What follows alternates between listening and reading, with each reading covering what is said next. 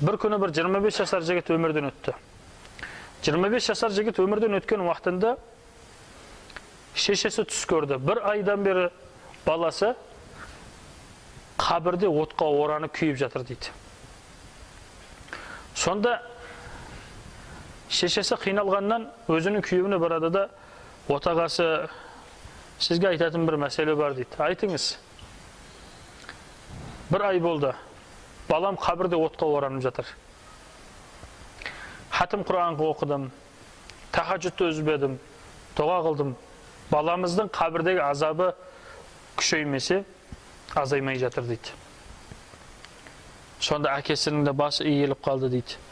Отағасы, неге сіздің басыңыз иілді десе, сол түсті бір айдан бері мен де көріп жүрмін ғой дейді.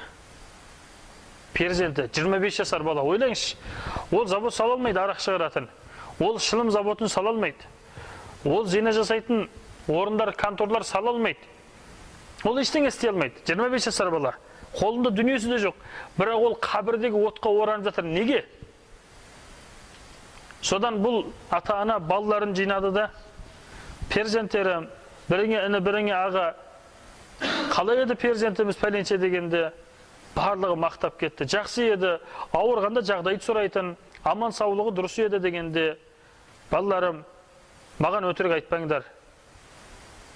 Әкесі сөйлеп тұрып, балалар, іні, жаңағы біріңе аға, біріңе іні, бір айдан бері қабірде азапталып жатыр. Сол азапталғаны сонша, біз қанша хатым Құран оқыдық, тахаджуд оқыдық аналарың екеуміз.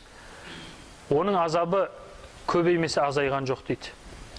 Содан үлкен ағасы тұрады, ата-анасына қарап, ата-анам, рұқсат берсеңіздер, жора жолдастарынан сұрап білейін. Біздің інімізді біз таныған кейпінде басқалар бізден артық таниды ғой. Содан достарына барып сұрағанда, барлығы жаңағыдай мақтады. Әлбетте, бір өмірден өтсе қандай еді десе, сенің жағаңнан ұстап, жаныңды алайын деп тепкілеген болса да не істейсіз? Марқұм жақсы еді ғой деп қоямыз.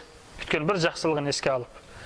Содан жаңағылардың бәрі мақтағаннан кейін, ағасы тұрып, мән-жайды достарына түсіндіргеннен кейін, бір досы, түбінде басына тиіпті ғой деп, осылай сөз сөйледі дейді. Ағасы жүгіріп барта жағасынан ұстады. Сен не дедің? Менің інім не істеп қойды дегенде, сіздің ініңіз телефонменен зинақорлардың видеосы жарияланатын, зинақорлардың фото альбомдары жарияланатын бір сайт ашып еді дейді. Енді бұл ақша алып келетін жол болып тұр ғой. Ашып жатқан уақытта намаз оқитын бір жігіт келді де, досымыз еді, бауырым бұл күнә болады. Сен бұны қойғын, бұның жасасаң Алланың азабы бар деген еді. Мен дүние тауып жатырмын, мен осымен ата-анамды бағамын, менің шаруамда сен ісің болмасын деді, құйрығынан теуіп қуып шықты дейді. Қараңыз, мынау бір затпенен жасалынған іс қабірде, тозақтан бірінші қабірде азабын көрсетіп жатырды. Содан бір хакерге барды, оны екінің бірі өшір алмайды екен. Хакерге барып жаңағын өшірткізді дейді. Біздің заманымызда болып жатқан жағдай ағайындар.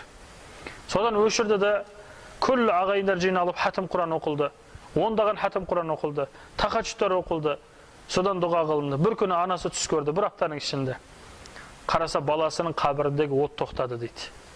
Баласы көзі мұңайып тұрып, анажан, әкежан, мені кешіріңіздер деп қалды дейді.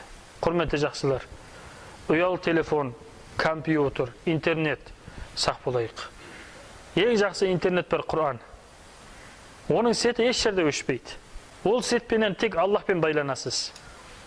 Ағайындар, ұялы телефон бір жерде ұстаса, бір жерде ұстамайды. Бұған заряд керек болады. Біз өзімізді ұялы телефонда болайық. Біздің зариятымыз Құран болсын. Біздің сетіміз Аллахты мақтау болсын. Көбірек құлшылық ибадатта болайық. Аллах Тағала сіз бен бізге берекет берсін, хайырлы ақибет берсін. Аллах Субхану Тағала сіз бен біздердің ұрпақтарымыздың тәлімді тәрбиелі болуын нәсіп қылсын.